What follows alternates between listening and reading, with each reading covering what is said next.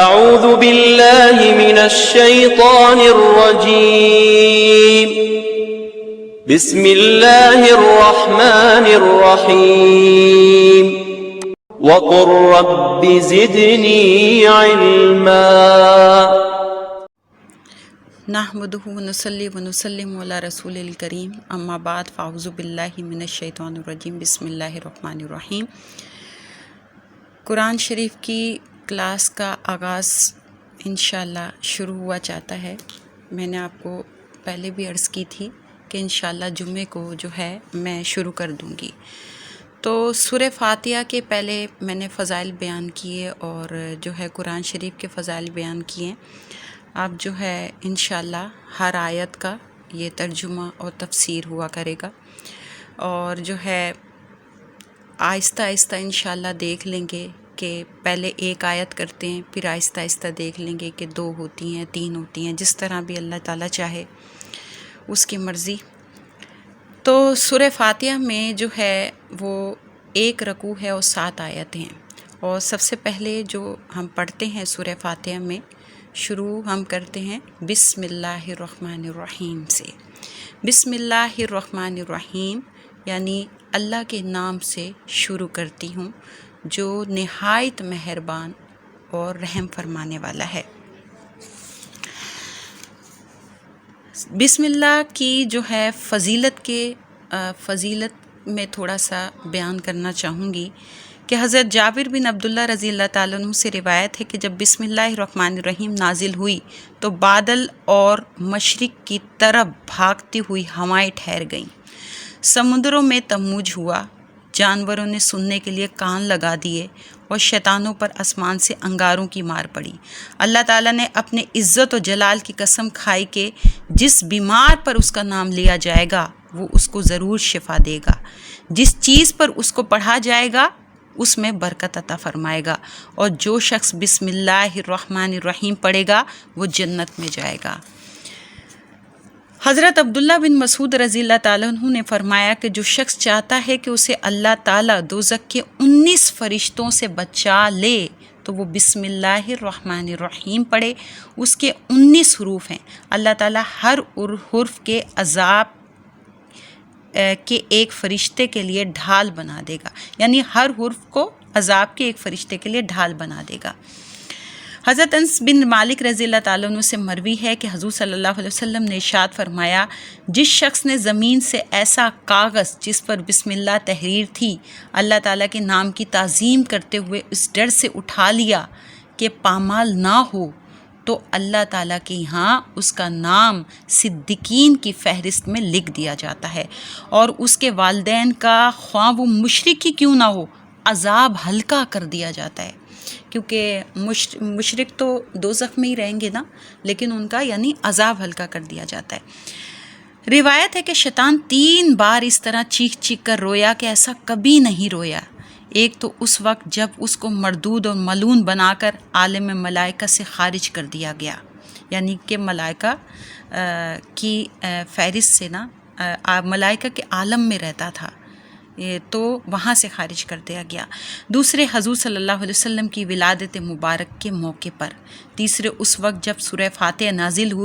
کی گئی جس میں بسم اللہ الرحمن الرحیم موجود ہے۔ حضرت اکرمہ رضی اللہ تعالیٰ عنہ سے روایت ہے کہ اللہ تعالیٰ نے جب لوح و قلم کو پیدا کیا تو سب سے پہلے قلم کو حکم دیا لکھ۔ قلم لوح پہ چلا اور اس پر وہ سب کچھ لکھ دیا جو قیامت تک ہونے والا ہے۔ قلم نے لوحوں پر سب سے پہلے بسم اللہ الرحمن الرحیم تحریر کیا۔ جب تک لوگ اس آیت کی تلاوت کرتے رہیں گے اللہ تعالیٰ نے ان کے لیے امان مقرر کر دی۔ اس بات میں کیا حکمت ہے کہ اللہ تعالیٰ نے اپنی کتاب قرآن کا آغاز حرف با سے فرمایا ہے اور اسے دیگر تمام حروف خاص طور پر الف پر فوقیت دیتے ہوئے منتخب فرمایا، یعنی اس نے لفظ اسم پر آنے والے الف لام کے الف کو ساکت فرما کر اس کی جگہ با کو قائم فرمایا اور ارشاد فرمایا بسم اللہ۔ تو اس میں کیا حکمت ہے؟ تو اس کا بیان جو ہے کہ سب سے پہلے جو ہے حروف الف میں غرور اور تکبر ہے، اور دیکھیں اگر اس میں تکبر ہے الف میں، تو الف جیسے اللہ نے اپنے نام کے ساتھ خاص کیا ہے نا، تو کبر اور بڑھائی تو اللہ کے لیے ہی ہے اور اس کے علاوہ بندوں کے لیے نہیں ہے۔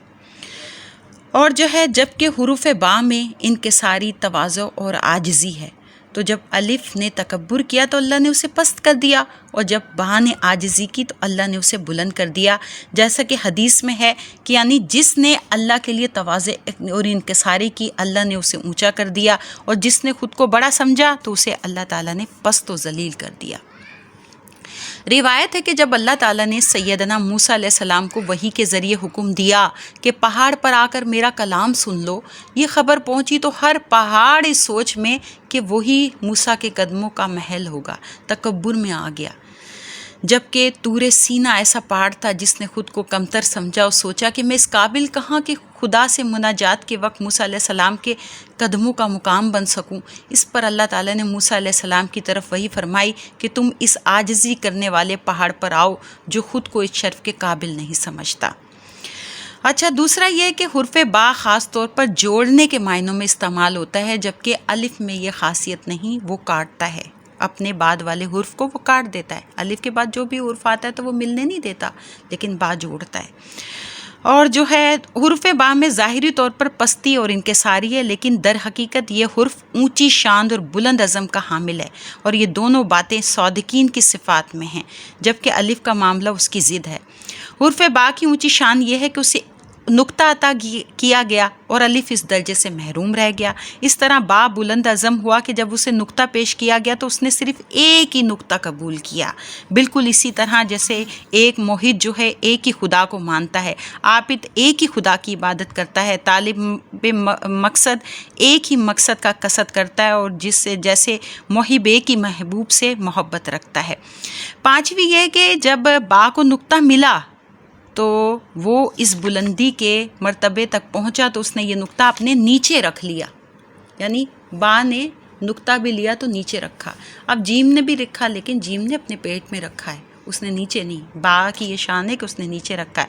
اور دوسرا یہ بھی ہے کہ جب عالم ارواح میں جب ہماری ارواح سے سوال ہوا کہ الستو بربکم، تو ہمارے منہ سے انسان سے سب سے پہلا حرف جو نکلا ہے وہ با، بلا، تو وہ بھی با سے ہی ہے۔ تو با کو یہ فضیلت حاصل ہے، تو اس لیے اللہ تعالیٰ نے قرآن شریف کے شروع میں ہی با کو رکھ دیا، کیونکہ اس نے عاجزی اختیار کی، یعنی کہ قرآن شریف کو پڑھتے ہوئے ایسی عاجزی اختیار کرو، زندگی گزارتے ہوئے ایسی عاجزی اختیار کرو کہ اللہ کو پسند آ جاؤ،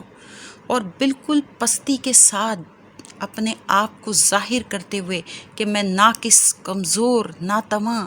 اللہ تعالیٰ میں جو ہوں بہت ہی کمزور ہوں، تو مجھے اس قرآن کریم کی سمجھ عطا فرما دے، تو اللہ تعالیٰ ضرور عطا فرما دے گا۔ اہل معرفت اور حقیقت کا ارشاد ہے کہ قرآن مجید کو بسم اللہ سے شروع کرنے کا مقصد یہ ہے کہ انسان اپنے تمام افعال اور اعمال کی ابتدا اللہ کے نام سے کرے، اور اس نام پاک سے برکت حاصل کرے، اور اس کی ترغیب اس کا مقصود اعلیٰ ہو۔ یعنی کہ جو بھی کام شروع کریں، خاص طور پر ہم خواتین جو ہیں آٹا گوندتے وقت جو ہے ہر کام شروع کرنے سے پہلے جو ہے بسم اللہ الرحمن الرحیم پڑھیں، کھانا کھاتے